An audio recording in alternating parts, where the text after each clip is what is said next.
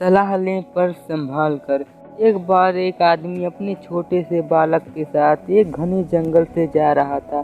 तभी रास्ते में उस बालक को प्यास लगी और उसे पानी पिलाने उसका पिता उसे एक नदी पर ले गया।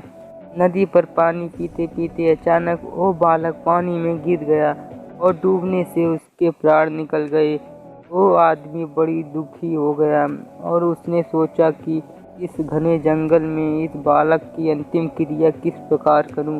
तभी उसका रोना सुनकर एक गिद्ध, सियार और नदी से एक कछुआ वहां आ गए और उस आदमी से सहानुभूति व्यक्त करने लगे। आदमी की परेशानी जानकर सब अपनी अपनी सलाह देने लगे। सियार ने लार टपकाते हुए कहा, ऐसा करो, इस बालक के शरीर को इस जंगल में ही किसी चट्टान के ऊपर छोड़ जाओ, धरती माता इसका उद्धार कर देंगी। तभी गिद्ध अपनी खुशी छुपाते हुए बोला, नहीं, धरती पर तो इसको जानवर खा जाएंगे। ऐसा करो, इसे किसी वृक्ष के ऊपर डाल दो ताकि सूरज की गर्मी से इसकी अंतिम गति अच्छी हो जाएगी। उन दोनों की बातें सुनकर कछुआ भी अपनी भूख को छुपाते हुए बोला, नहीं, आप इन दोनों की बातों में मत आओ। इस बालक की जान पानी में गई है, इसलिए आप इसे नदी में ही बहा दो। और इसके बाद तीनों अपने अपने कहे अनुसार उस आदमी पर जोर डालने लगे। तब उस आदमी ने अपने विवेक का सहारा लिया और उन तीनों से कहा, तुम तीनों की सहानुभूति भरी सलाह में मुझे तुम्हारे स्वार्थ की गंध आ रही है।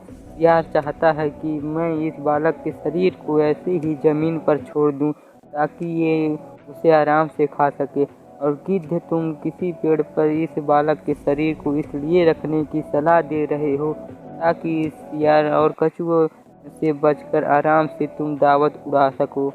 और कछुआ, तुम नदी के अंदर रहते हो, इसलिए नदी में अपनी दावत का इंतजाम कर रहे हो। तुम्हें सलाह देने के लिए धन्यवाद, लेकिन मैं इस बालक के शरीर को अग्नि को समर्पित करूंगा, ना कि तुम्हारा भोजन बनने दूंगा। यह सुनकर वो तीनों अपना सा मुँह लेकर वहाँ से चले गए।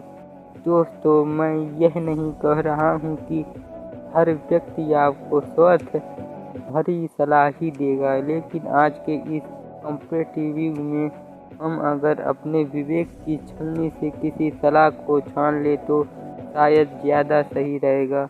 हो सकता है कि आप लोग मेरी बात से पूरी तरह सहमत ना हो, पर कहीं ना कहीं आज के युग में ये भी तो सच है कि मेरे नज़दीक रहते हैं कुछ दोस्त ऐसे जो मुझ में ढूंढते हैं गलतियाँ।